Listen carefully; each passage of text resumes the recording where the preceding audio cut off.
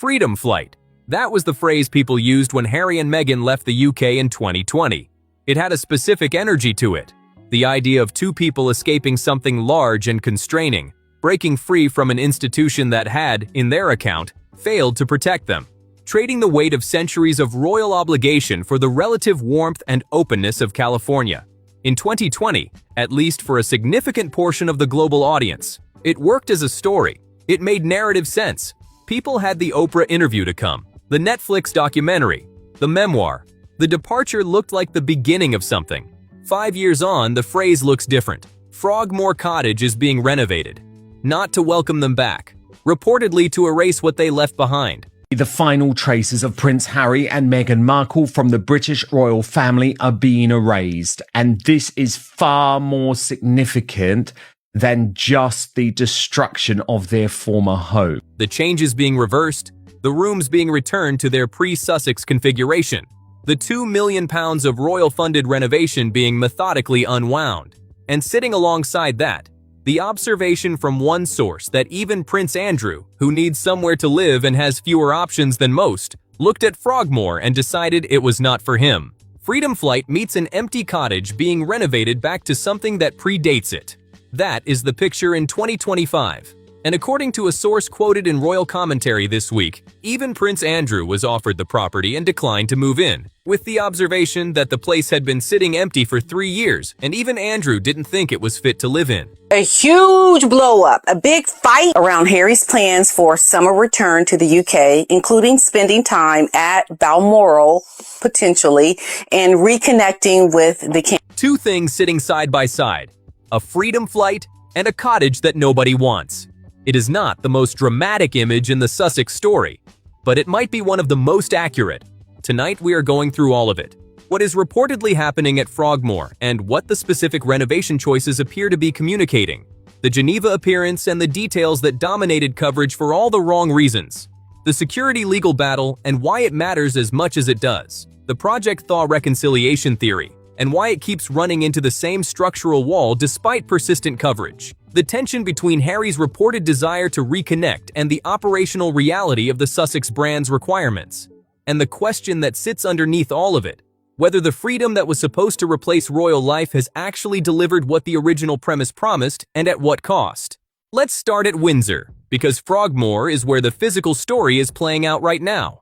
The cottage has a specific history that is worth stating clearly before getting into what is reportedly happening now. Harry and Meghan moved in as working senior royals, and the renovation they carried out, funded by the institution at a reported cost of around £2 million, was modern, light-filled, and by all accounts personally shaped by Meghan's involvement in the design decisions. It was, by every description from that period, a home she had genuinely invested in, aesthetically and emotionally. The kitchen alone became a reference point in discussions about Meghan's domestic taste. The work that went into that property was not incidental. It was deliberate and personal. It seems, as it's been revealed through The Sun, that assessments are being made of the property to see if it can be split yet again into either multiple residences, and basically to erase every single trace of Harry and Meghan on the property. And that is a really fascinating. After the departure, the property sat unused for an extended period. Charles eventually asked them to vacate, and the keys went back to the Crown estate. Since then, by multiple published accounts, the cottage remained empty. Not renovated, not occupied, simply sitting there. And now, according to reporting circulating across royal commentary, the royal household is not simply leaving it vacant or putting it on the market. Resources are reportedly being spent to reverse many of the changes made during the Sussex years. Upgraded utilities, redesigned interiors, custom additions, all reportedly being unwound as part of plans to return the property to its earlier configuration as multiple staff residences, which is what it was before the Sussexes moved in. The detail that has attracted the most commentary is not the renovation itself. Properties get renovated. Uses change. What the royal watchers have been reading is the specific direction of the renovation. Undoing what was done, returning to what existed before the Sussexes arrived, spending money to remove rather than to add. To supporters, it is practical property management. The cottage was always staff accommodation before its conversion for royal use, and returning it to that function makes operational and financial sense. To critics, the choice to spend money actively reversing Meghan's design decisions rather than simply redecorating around them looks considerably more intentional. Of course, there was a lot of criticism about what Harry and Meghan, let's say, did. They had to add a yoga room, a 5,000-pound copper tub, and all these sorts of things because Soho House, of course, was involved. I still am absolutely flummoxed by Meghan Markle's obsession with Soho House. I feel like I need to stay there one time and maybe, just maybe, I will understand, but I doubt it. Every alteration being reversed adds to the perception that the royal household wants Frogmore to represent something categorically different from the Sussex era. Not neutral, not simply updated, but specifically and deliberately pre-Sussex. Then, there is the Andrew detail. During the period when Frogmore's future was under discussion, Prince Andrew was reportedly offered the property as a possible alternative to Royal Lodge. He declined. The observation attributed to one source, that the place had sat empty for 3 years and even Andrew had not thought it was fit to move into, has a specific quality that is difficult to ignore. It captures something efficiently. Frogmore is not simply empty. It is unwanted by the people with the most to gain from having somewhere to live. That is an unusual position for a property on the Windsor estate, and it has become one of the more quietly cutting details in the ongoing conversation about what Frogmore now represents. If Palace Insider is giving you the real story that goes beyond the headlines, the like button is right there. It helps us reach the people who want this kind of analysis. Now let's talk about Geneva, because the Geneva appearance is a case study in the gap between intention and outcome that keeps appearing in Sussex public relations. Prince Harry and Meghan Markle are being erased from the history of Frogmore. Meghan addressed the World Health Organization in Geneva. Supporters described it as a meaningful opportunity to engage with global health policy at the highest institutional level, and the speech itself received coverage that acknowledged the platform it represented. Critics focused on two surrounding details that have continued to circulate in the weeks since. The first is the audience. One journalist who reportedly attended described attendance as significantly lower than expected. The description that gained the most traction, whether fairly or not, was that there were barely enough people present to fill a British phone box. That line spread efficiently across royal commentary and became one of the most repeated characterizations of the appearance. The WHO is a major institution and the event was formally scheduled. The crowd size question appearing in the coverage regardless of the speech's content is itself the pointed version of the criticism. The observable reality of the room was easier to discuss than the policy substance of what was said inside it. The second detail is the photograph. Meghan was photographed alongside a foreign health official who had previously faced public criticism over reported remarks. Critics argued that a professional communications operation at the level the Sussex brand requires should have run standard background checks before that photograph was allowed to happen. The criticism was not about the meeting itself. Officials interact routinely at multilateral events. It was about whether the vetting layer that would normally prevent an awkward photograph was functioning as it should. Both criticisms point toward the same underlying observation. Operating outside the palace system means operating without the multiple review layers that formal royal engagements carry. Major royal engagements have a checkpoint at every step: communications, logistics, security, diplomatic protocol. Outside that structure, those checkpoints are replaced by whoever is in the room making real-time decisions. Initially, the house was actually subdivided into multiple sections because it was actually a residence for multiple staff members. So there was a process undertaken to redo the property, make it go from a multiple family residence to a single family residence. And of course, this was to the tune of millions of pounds. Some of those structural changes, these sorts of things, I'm sure were needed to upkeep a property. One missed detail can become the headline that defines coverage of an event intended to be about something else entirely. Subscribe to Palace Insider and drop your take below. Do you think the Geneva appearance was a net positive or a missed opportunity for Meghan? Now to the security debate, because security is the issue that has quietly become the gateway to everything else in the Harry-UK relationship, and it is consistently underreported in that specific framing. Most coverage of Harry's security legal battles focuses on the legal arguments themselves, what level of protection he is entitled to, what the Home Office's obligations are, what precedent the court ruling set. That is a legitimate frame, but it tends to obscure the more practically significant point. The security question is not just about Harry's safety on any given visit. It is about whether the conditions exist for the relationship between Harry and his country, and by extension his family, to be anything other than what it currently is. Harry has consistently argued that safety concerns affect his ability to visit the UK comfortably. His legal challenges against the Home Office over security arrangements have been extensively documented. Multiple hearings, contested rulings, and ongoing appeals that have occupied a significant amount of his legal team's time and his own public statements. His position is that the risk to him and his family exists regardless of whether he holds working royal status, and that removing protection based on institutional standing rather than individual threat assessment is not a legitimate security policy. Critics take a more straightforward view. The argument from that side is that the level of protection Harry is requesting reflects the specific threat environment that comes with being a senior working member of the royal family. A threat level that is partly generated by the institution itself and by the public profile the institution provides. Leave that role, and the calculation changes. The Crown's obligation to protect British citizens remains, but the obligation to provide a specific tier of protection associated with active royal duties is a different question. The courts have not fully resolved this to Harry's satisfaction.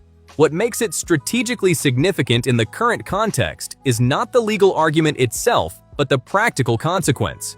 Security is the gateway to everything else. Longer visits to the UK become structurally possible if the security question is resolved.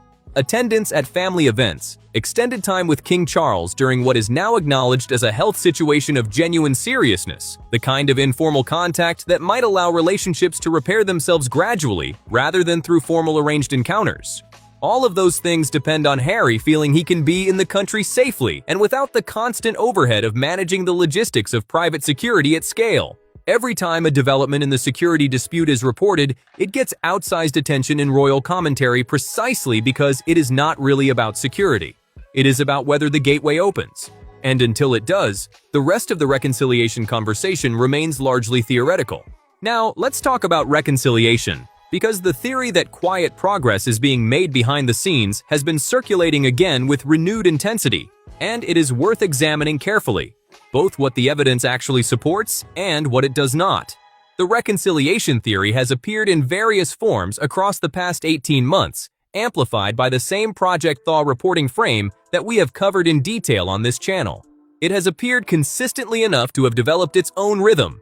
A friendly outlet runs a story suggesting progress. A critical outlet challenges the sourcing, and the wider commentary community divides along the lines it was already dividing along before the story landed. The stories arrive on schedule. The observable reality: no significant reunion, no public rapprochement, no resolution to the legal battles, no visible movement toward the kind of reconciliation the friendlier press keeps describing as imminent, does not change to match them. It has been consistently given oxygen by friendly sources inside the Sussex circle, pushing it into the press, and consistently challenged by the Boshoff and Frolic assessments that the palace's actual internal view is considerably colder than the published narrative suggests. The tension between those two readings has not resolved. It has simply continued generating coverage on both sides, while the observable reality, no significant reunion, no meaningful public rapprochement, has remained unchanged. The argument, advanced by a subset of royal commentators, goes roughly like this. Harry has made public statements on certain issues, most notably anti-Semitism, where the timing or framing appeared to align with themes being emphasized by King Charles around the same period. To proponents of this theory, those overlaps are not coincidental. They suggest quiet coordination between father and son, a testing of the waters, a series of subtle public signals being used to gauge reaction and prepare ground before any larger moves are made. The counter-argument is that the overlaps are exactly what they look like. Two people who share a background, a family, and broadly similar instincts on certain moral questions appearing in the same news cycle on similar themes. Coverage of both of them is extensive and close. Apparent patterns will emerge between any two people monitored at that level of intensity. Whether those patterns indicate coordination or simply reflect shared values in two people from the same household is a question the available evidence does not answer. What most commentators agree on is the simpler version of the picture. Charles, by multiple accounts and by the evidence of his own reported behavior across several years, would like to see his son. He is a father in the late stage of a serious illness who, by Paula Froelich's sourcing from a palace contact, cannot be alone in a room with Harry because every private conversation between them has, in the palace's assessment potentially become material for a future publication or interview. That is a specific and quietly devastating picture. It does not suggest a father who is hostile to reconciliation. It suggests a father who wants it and is navigating the institutional and personal obstacles that make it structurally complicated in ways that simple goodwill cannot resolve. The obstacle that appears consistently in every account of why reconciliation has not progressed is William. As heir to the throne, and in practical terms, as the person managing the day-to-day Sussex relationship from the palace side under the reported fall mandate arrangement, William's position defines what is actually possible rather than what is theoretically desirable. His position on Harry, by every available account, has hardened significantly since the publication of Spare, the phone call he reportedly made to Harry in October 2025, in which he asked Harry to correct the public record about Catherine's portrayal, ended, according to reporting, with Harry stating he could not afford to walk back the narrative he had built. That specific exchange, if accurately reported, is the most revealing thing in the entire reconciliation conversation. Not because it shows hatred or irrevocable damage, because it shows two people making specific and incompatible choices about what they require, and those requirements not currently being compatible with the kind of agreement that would allow things to move forward. For Harry to have the access to his father and to his country that he reportedly wants, something would need to change on the narrative front. A correction, a retraction, or some form of public acknowledgement that the version of events in the memoir and the Oprah interview and the Netflix documentary has not been entirely accurate. That is a significant ask. The memoir sold globally. The interview watched by 50 million people. Walking any of it back publicly would involve considerable cost. For William to permit any form of Sussex proximity to the royal inner circle, he would need to receive something that Harry's post-2020 public record has not provided. Not a private apology, not an acknowledgement between brothers in a room. Something that goes on the same public record that the original claims went on. Both of those requirements are real. Neither of them has been met, and the observable gap between them is not narrowing. That is why the reconciliation theory, despite its persistent circulation, has not yet manifested in any observable development. The desire for it, at least on Charles's side, and reportedly on Harry's, is real. The structural requirements for it to happen are not currently being met by either party. The friendly press coverage of Project Thaw is, as Boshoff and Froelich have both argued from their separate vantage points, closer to a wish being published as news than to a development being reported as fact. Reporting that circulates suggesting Meghan has drawn a firm line on any return to British life, with the children at least, adds another layer to this already complicated picture. Various unverified accounts describe conversations in which returning to Britain was discussed and rejected. Whether those specific exchanges happened in exactly those terms or not, the general picture they suggest is consistent with everything observable about the Sussex operation's direction of travel over the past several years. California is the base. The children's schooling and social world are there.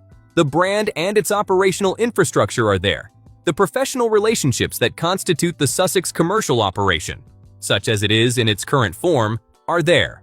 And the premise of the entire departure, the premise that justified every decision made since 2020, was that California would be better, that the life built there would justify the costs of leaving, walking any significant part of that back, returning the children to the British environment, re-exposing the household to British press scrutiny at close range, re-entering any proximity to the institutional dynamics that the departure was explicitly designed to escape, would require a different justification than the one currently on offer. And the Sussex operation has not, at any observable point in the past 5 years, moved toward constructing that justification. The direction of travel has been away, not toward. That is what the evidence actually shows, regardless of what the Project Thaw coverage suggests. Which brings us back to Freedom Flight. 5 years on, the phrase that was supposed to capture liberation now sits alongside a Frogmore cottage being renovated back to what it was before. The changes being actively reversed rather than simply left. A Geneva appearance where the crowd discussion overshadowed the speech. A security legal battle that has not resolved in Harry's favor. And a reconciliation theory that keeps running into the same structural obstacles every time it gets tested against the documented reality. The Sussex operation generated real numbers in its early years. The Netflix deal, the Spotify contract, The Penguin Random House book deal. Those were not small numbers. They were the kind of numbers that only get written when a major institution has conducted its due diligence and concluded that the commercial proposition in front of it justifies a significant commitment. Spotify, Netflix, and Penguin Random House are not organizations that write 9-figure and 8-figure agreements casually. They did their analysis. They arrived at specific numbers, and then, across a period of roughly 5 years, all three of them arrived at a different conclusion. That collective revision of a commercial assessment is not nothing. It is an industry verdict, delivered independently, by institutions with no particular interest in coordinating their views. That value proposition was the royal connection, the access, the credibility, the titles, and the story that the titles made possible. Three of the biggest players in their respective industries have since arrived at the conclusion that the proposition was not what it appeared to be. The numbers they paid in 2020 and 2021 were not the numbers that the actual commercial performance justified in 2025 and 2026. The security question, the Frogmore renovation, the reconciliation theory, the Geneva appearance, the brand performance. They are each separate stories generating separate commentary, but they are all expressions of the same underlying tension. Harry left an institution that gave him a specific kind of identity, a specific kind of physical and institutional protection, and a specific kind of embedded relationship with his country and his family that existed not because of who he was as an individual, but because of the role he occupied. The California years were supposed to replace those things, or at minimum to make them feel irrelevant compared to what was being gained. The evidence of 2025 and 2026 is that the replacement has been partial. The irrelevance has not been achieved, and the pull toward what was left behind has not diminished in the way that the departures framing implied it should have by now. That does not make the decision wrong. It makes it expensive in ways that were perhaps not fully accounted for in 2020, in categories, relational, institutional, commercial, that were perhaps not weighted equally when the original calculation was made. And the question of whether those costs can be managed over the long term, commercially, relationally, personally, institutionally, is the question that the Frogmore renovation, the empty cottage, the unresolved security dispute, and the reconciliation theory that keeps not materializing are all, in their different ways, continuing to ask. The freedom was real in the sense that mattered to Harry and Meghan at the moment of departure. The costs of it, institutional, commercial, relational, have been accumulating at a pace and in a form that the original premise did not fully account for. The question now is not whether Freedom Flight was the right decision. That question was settled in 2020, and the people who made it are not reversing it. The question is what the next chapter looks like, what it is actually built on now that the original commercial architecture has contracted, what it requires from both sides if the relational damage is to be managed rather than simply extended, and whether the pull that Harry reportedly feels toward his country and his family has any realistic path to expression given the structural obstacles currently in place. On current evidence, neither the California operation nor the palace is close to a working answer to any of those questions. 5 years after the Freedom Flight, the cottage that once physically represented their place in the royal world is being renovated back to what it was before they arrived. The changes undone, the configuration restored, the chapter closed in the most literal sense available to the people doing the renovation. What do you think? Is there a realistic path to any form of meaningful reconciliation between Harry and the royal family, or have the structural obstacles accumulated to the point where the distance has simply become permanent? Leave your honest take in the comments below. Subscribe to Palace Insider so you never miss what comes next. And if this kind of analysis is what you are here for, the like button is how we keep the channel growing and the stories coming. Until then, we will be here for the next chapter. Until then, we will be watching. So will everyone else.